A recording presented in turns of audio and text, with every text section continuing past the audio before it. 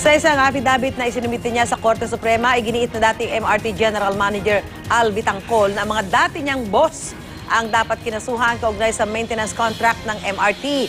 Kinwestiyon ni Vitangcol kung bakit siya lang ang kinasuhan, kayong dapat daw papanagutin ang kanyang mga nooy boss na sina dating DOTC Secretary Mar Rojas, kasalukuyang DOTC Secretary Jun Abaya at iba pang superior. Ito ay para sa umano'y di pagkilos o di sadyang manipulasyon ng proseso sa maintenance contract. Hindi po tayo nagkulang sa pagpapaalala sa mga sekretary ng DOTC, magmula kay Secretary Rojas hanggang kay Secretary Abaya, na kailangan gawin na ito. Subalit lahat po ito ay hindi nila inaksyonan.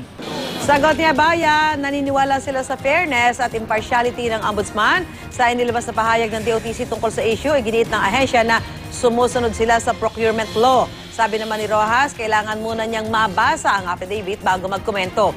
Nauna na sinabi ng kampo ni Rojas na naninira lang si Vitangcol.